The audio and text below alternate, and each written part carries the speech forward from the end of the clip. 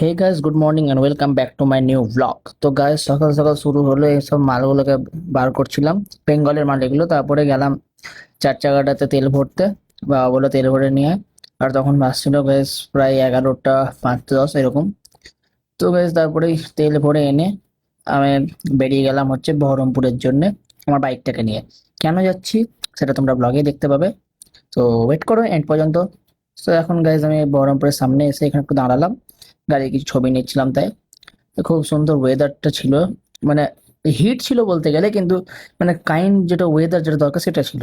তারপরে গাইজ একেবারে এই বহরমপুরে একটা দোকানে আমার এই গাড়ির র্যাকটাকে পিছন দিকে বলছিলাম টপ র্যাক বসাবো, সেই টপ র্যাকের র্যাক খুঁজে পেয়েছি, স্টার্টসের র্যাক, যেটা কেটে কুটে বসানো হচ্ছে।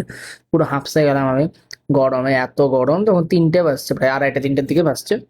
আর আমি নিলাম হচ্ছে ট্যাঙ্ক ব্যাগ। তো এখানে বসবে একটা, দেখো র্যাক বসে গেছে, এখন জাস্ট সেটিং করে দেখছে সব। এটা ছিল গ্যাস ট্যাঙ্ক ব্যাগ, আর এটা ছিল সেই র্যাকটা যেটা আমি বসালাম। এবার এখানে আমি টপ বক্সে বসাতে পারি, এবার ডাফেল ব্যাগ যা খুশি তাই বসাবো। তারপরে গেছে আমি গেলাম মাসির সাথে দেখা করতে। এটা হচ্ছে আমার লক্ষ্মী মাসি, মানে আমার দাদা আছে একটা, ভাবিন বলে, ও দাদার মা এটা। ওর সাথে দেখা করে মাসি আমাকে খুব খাওয়ালো। তারপরে এখানে গাড়ি রেখে দেখো কি সুন্দর লাগছে ওয়েদারটা, মানে ওয়েদারটা বলবো না, লাইটিং যে কন্ডিশনটা না সেটা খুব ভালো। দিয়ে গেলাম চন্দন মাসির বাড়িতে, এটা হচ্ছে আমাদের বড় মাসি।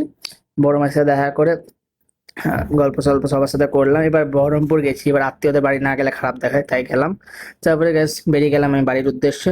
তো তোমরা এবার খালি দেখো জাস্ট এবার বাইপাসটা কত সুন্দর লাগছে, মানে কি ভিউটাই না পাচ্ছি, বুঝতে পারছো তুমি নিশ্চয়ই, যারা মানে নেচার প্রেমী তারা বুঝতে পারবা।